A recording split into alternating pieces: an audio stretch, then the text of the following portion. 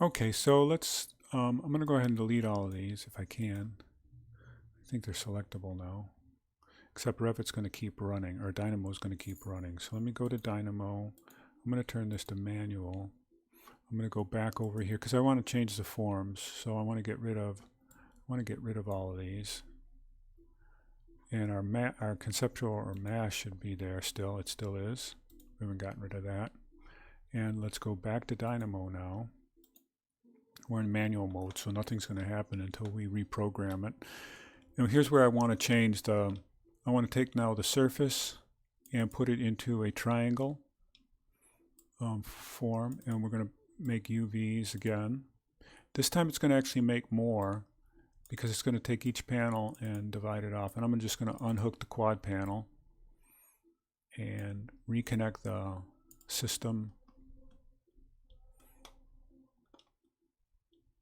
So we want to make sure that our panels are connected both to the surface here, and they go all the way forward to become part of. So I got to go up here, and I'm going to pull this off of here. So you don't want the quad panels to show, we want the triangular panels to show. So just so you know, I'm going back into that list create where we're just exporting them into Revit. And if we've got everything hooked up right, I'll hit run. Now because we have more panels, we don't have enough array points. Let's go ahead and take a look at what, and something is visible. Oh yeah, I know. It's well, let's take a look at what we've got right away while we're here. So I'm going to go ahead and rotate this so you can see. So now we have these triangular shaped panels. And the idea here is that we're able, this crease mark makes these it's like a fold almost, and it allows these panels to conform perfectly to the geometry that we're curving them to. So when we go back out to, I close this off and we look back now at these panels, you notice we no longer see shadow details under them. They're all laying perfectly flat on the reference plane. Of course, we've got these blue dots, and that's because Dynamo is still highlighted here. So I've got to turn the preview off on that. So I have to click on a number thing to get my hand to disappear. And I'll turn the preview off of that. And I don't think we have enough. If we look at how many points we have here, we have, let's go to, I'm going to just do a watch box quick.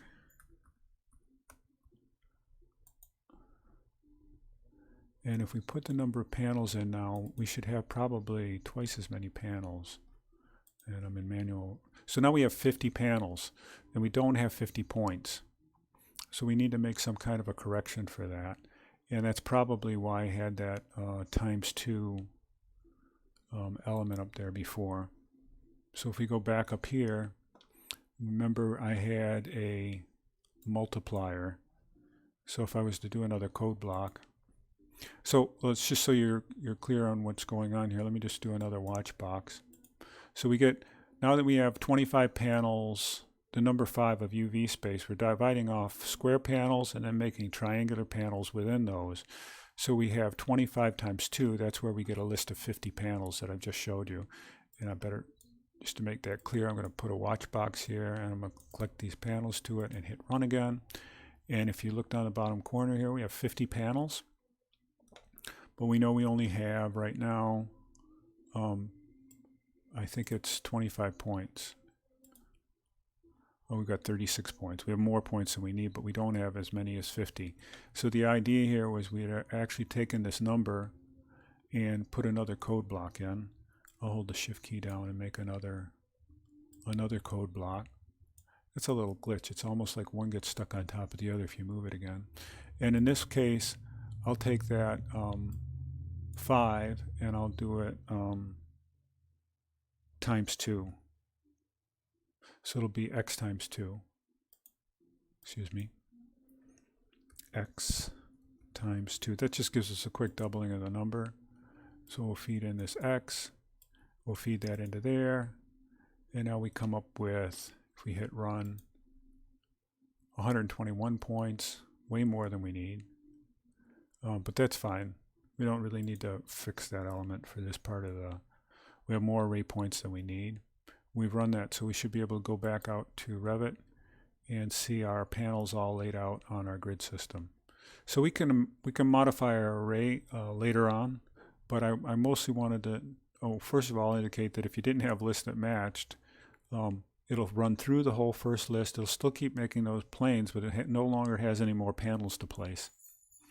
In more sophisticated uses of Dynamo, we can take all of these elements now that they're rotated in this plane, and then nest them closer together so that they could be placed on a sheet for fabrication in a way that there would be no waste material. But I wanted you to get an idea of taking some geometry that was in one position and seeing basically how you find the planar surface of it, and then grab that object and rotate it to a flat plane on a surface. And now from these, it could be used to actually generate drawings or other kind of technical communications and or tool paths for cutting out the profiles. Next, we'll take a look at actually building some structure around this. We've looked at laying out the flat of this. Now that we have this form created, I want to explore a little bit about how we can create a structural system underneath this using mostly Dynamo thinking, and then hopefully bring the two together. So we'll go to that next.